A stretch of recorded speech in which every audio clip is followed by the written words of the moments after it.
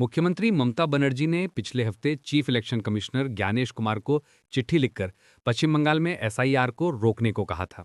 पश्चिम बंगाल में voter role के चल रहे स्पेशल इंटेंसिव रिवीजन यानी एसआईआर के लिए इलेक्शन कमीशन ऑफ इंडिया द्वारा लगाए गए कम से कम 4 बूथ लेवल ऑफिसर यानी बीएलओ को काम के दबाव की वजह से बीमारी की शिकायत के बाद शनिवार और रविवार के बीच अलग अलग जिलों के अस्पतालों में भर्ती कराया गया। ये घटना शनिवार को राज्य में तीसरे बीएलओ की मौत के कुछ ही घंटों बाद हुई, जिससे राज्य में राजनीतिक बवाल मच गया। नादिया जिले के छपरा की 53 साल की पैरा टीचर सुसाइड करने वाली दूसरी बीएलओ थीं और उन्होंने एक नोट भी छोड़ा था जिसमें कथित तौर पर ईसीआई को दोषी ठहराया गया था। पूर्वी बर्धमान जिले के कटुआ शहर में पोलिंग बूथ नंबर 147 के बीएलओ सुखदेव दास को रविवार को सरकारी सब डिविजनल अस्पताल में भर्ती कराया गया था। दास ने हॉस्पिटल के बेड से रिपोर्टर्स से कहा, काम का प्रेशर इतना ज्यादा है कि मेरी तबीयत ठीक नहीं थी और कभी कभी चक्कर भी आ रहे थे। वोटर से गिनती के फॉर्म इकट्ठा करने में बहुत समय लग रहा है और उसके बाद हमें डेटा ऑनलाइन डालना पड़ता है। क्या कोई दिन में 18 घंटे काम कर सकता है? कटुआ के sub divisional officer Anirban Basu ने बीएलओ पर ज्यादा प्रेशर डालने के आरोपों से इनकार किया। बसु ने मीडिया से कहा, हम सिर्फ ईसीआई की गाइडलाइंस मान रहे हैं। वो टाइम पर फॉर्म इकट्ठा नहीं कर पाए और मैं शुक्रवार को उनकी मदद करने के लिए उनके साथ फील्ड पर गया था।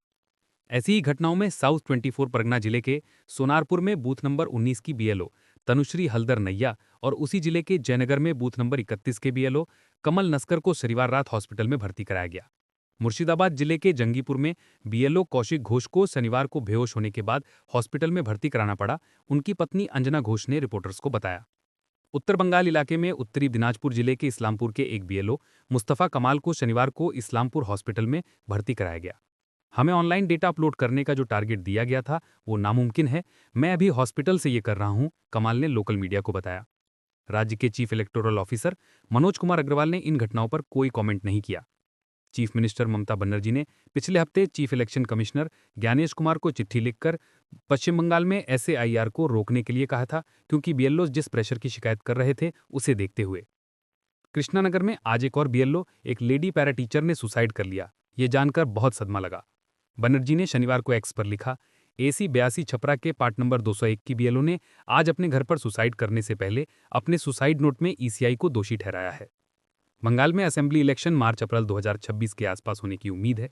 राज्य में करीब 76 मिलियन वोटर्स हैं, करीब 80,681 पोलिंग बूथ और इतने ही बीएलओज हैं। तृणमूल कांग्रेस के लोकसभा मेंबर कल्याण बनर्जी ने भारतीय जनता पार्टी और ईसीआई पर निशाना साधते हुए कहा कि इसके नेता बीएलओज पर प्रेशर बना रहे हैं।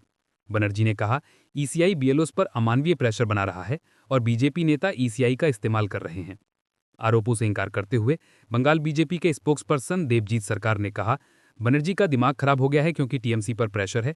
बंगाल के लोग इन आरोपों पर यकीन नहीं करते हैं, उन्हें एसआईआर चाहिए। पिछले कुछ हफ्तों में बंगाल भर में कई बीएलओ ने काम के प्रेशर की शिकायत की और विरोध भी किया। हुगली जिले के कोन्नगर शहर में एसआईआर की जिम्मेदारी संभाल रही आंगनवाड़ी वर्कर तप्ती बिस्वास को बुधवार को दिमागी दौरा पड़ने के बाद अस्पताल में भर्ती कराया गया, डॉक्टरों ने बताया। पास के नॉर्थ 24 परगना में मसलनपुर के बूथ नंबर 203 की बीएलओ सुमन दास को बुधवार को हावड़ा अस्पताल में भर्ती कराया गया था। उनके भाई अयान दास ने लोकल मीडिया को बताया, वो प्रेशर नहीं झेल सके और बेहोश हो गए। ये दोनों घटनाएं बुधवार सुबह जलपाईगुड़ी जिले के माल इलाके में एक महिला बीएलओ के सुसाइड करने के कुछ घंटों बाद हुई थी। उनके परिवार का कहना था कि वो काम का प्रेशर नहीं झेल पा रही थी। बंगाल में मरने वाली पहली बीएलओ पूर्वी बर्धमान जिले के मेमारी कम्युनिटी ब्लॉक की नमिता हंसदा थीं। 9 नवंबर को दिमागी दौरा पड़ने से उनकी मौत हो गई। उनके पति माधव हंसदा ने आरोप लगाया कि वह स्ट्रेस में थीं।